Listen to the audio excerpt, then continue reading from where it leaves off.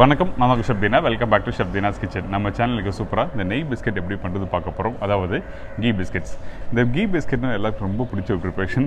இந்த நெய்யில் கொஞ்சம் லைட்டாக ஏலக்காய் தூள், கொஞ்சம் சுகர், அதுக்கப்புறம் மைதெல்லாம் போட்டு ஒரு சூப்பராக ஸ்டைலில் பண்ணியிருக்கோம். கண்டிப்பாக வீட்டில் ட்ரை பண்ணி பாருங்கள். இதே மெத்தட் தான், இதே இன்க்ரீடியன்ஸ் தான் நீங்கள் கீக்கு பதிலாக வந்து பட்டர் ஆட் பண்ணால் பட்டர் பிஸ்கெட்.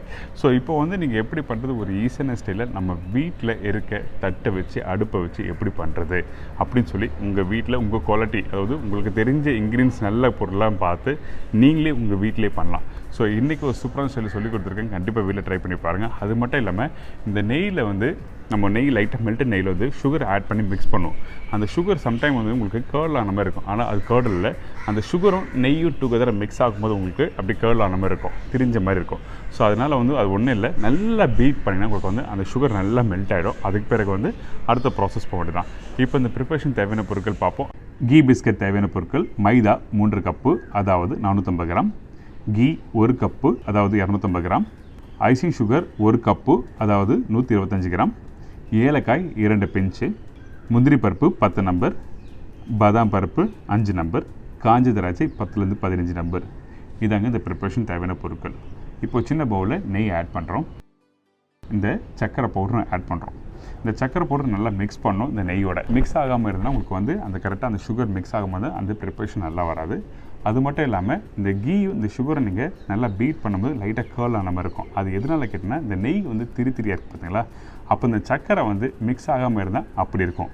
ஸோ அந்த டைமில் நல்லா பீட் பண்ணுங்கள். கரெக்டாக நல்லா பீட் பண்ணும்போது உங்களுக்கு வந்து அது நல்லா மெல்ட் ஆகும் சுகரு.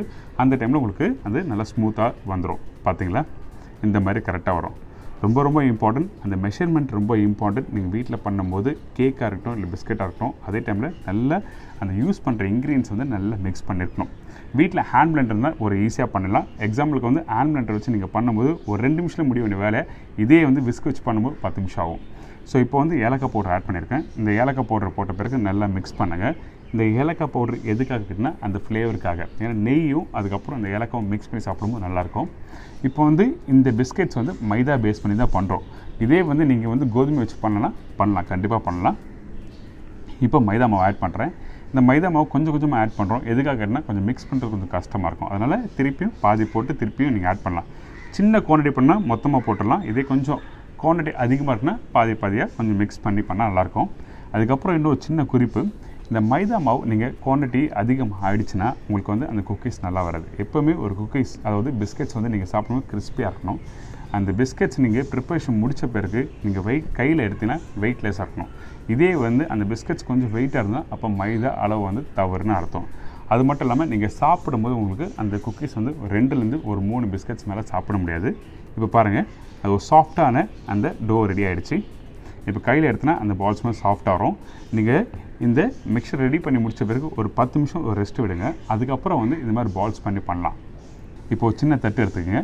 நம்ம வீட்டில் இதுக்காக பேக்கிங் ட்ரே வாங்கணும் அவசியம்லாம் இல்லை. நம்ம வீட்டில் இருக்க தட்டு இருக்குல்ல, சாப்பிட்ற தட்டு, அது ஜஸ்ட் லைட்டாக டர்ன் பண்ணுங்கள். டர்ன் பண்ணிவிட்டு லைட்டாக பட்டர் அப்ளை பண்ணுங்கள். அப்படி இல்லைன்னா மைதா. நான் 2மே அப்ளை பண்ணியிருக்கேன். உங்களுக்கு தெரியறதுக்காக பண்ணியிருக்கேன், உங்களுக்கு விஷயம் தெரியறதுக்காக பண்ணியிருக்கேன்.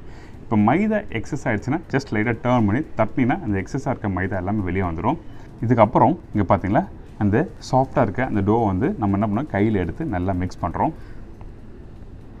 நல்லா பால்ஸ் மாதிரி பிடிக்கிறோம். நல்லா சாஃப்டாக இருக்கும். அது ஆக்சுவலாக பால் மாதிரி கூட வராது. கொஞ்சம் டைம் விட்டிங்கன்னா அந்த மிக்சர் ரெடி பண்ணி முடிச்சு ஒரு 10 நிமிஷம் விட்டிங்கன்னா கரெக்டாக வரும்.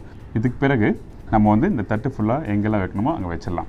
அதே டைமில் கொஞ்சம் கேப் விடணும், ரொம்ப ரொம்ப இம்பார்ட்டன்ட். நீங்கள் வீட்டில் பிஸ்கெட்ஸ் பண்ணும்போது இன்னொரு குக்கீஸும் வந்து நீங்கள் கேப் விடணும். ஏன் கேட்டால் அந்த பேக் ஆகிற டைமில் உங்களுக்கு வந்து கண்டிப்பாக வந்து குக்கீஸ் வந்து ஸ்ப்ரெட் ஆகும். அதனால கொஞ்சம் அந்த ஸ்பேஸ் மேனேஜ்மெண்ட் ரொம்ப ரொம்ப இம்பார்ட்டன்ட். இப்போ ரெடி பண்ணியாச்சு. உங்களுக்கு பிடிச்ச மாதிரி வந்து நீங்கள் நட்ஸ் எதுவும் வைக்கலாம். இப்போ வந்து நான் வந்து ஆல்மண்ட் வைக்கிறேன், அதாவது பாதாம் ஸ்லைஸ் பண்ணி இந்த மேலே வைக்கிறோம். நீங்கள் ரோஸ்ட்லாம் பண்ணோன்னே ஜஸ்ட் லைட்டாக ஸ்லைஸ் பண்ணிவிட்டு நீங்கள் அப்படியே வச்சா கரெக்டாக உங்களுக்கு வந்து ஆல்மண்டும் ரோஸ்ட் ஆன மாதிரி ஆகிடும்.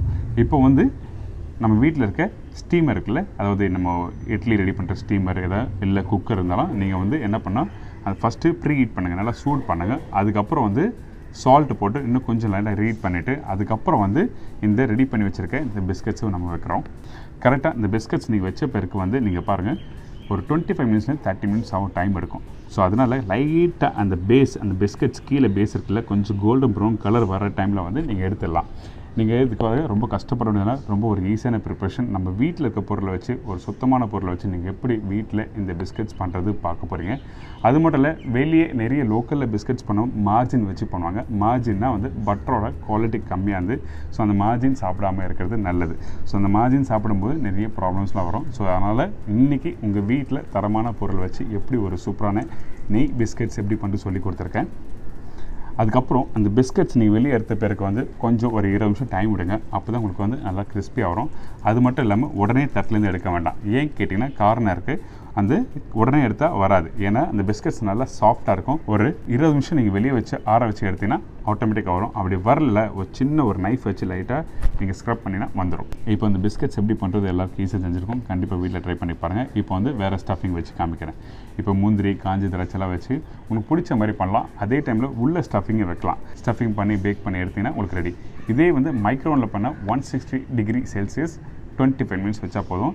நீங்கள் ஸ்டவ்வில் வச்சு, அதாவது வீட்டில் இருக்க வெஸ்ட்டில் வச்சு பண்ணிங்கன்னா இந்த மெத்தடை பண்ணுங்கள். இன்றைக்கி ஒரு சூப்பரான ஸ்டைலில் கொடுத்துருங்க. ட்ரை பண்ணி பார்த்துட்டு சொல்லுங்கள். எனக்கு இப்போ இந்த நெய் பிஸ்கட் எப்படி பண்ணுறது எல்லாருக்கும் ஈஸியாக தெரிஞ்சிருக்கும். கண்டிப்பாக வீட்டில் ட்ரை பண்ணி பாருங்கள்.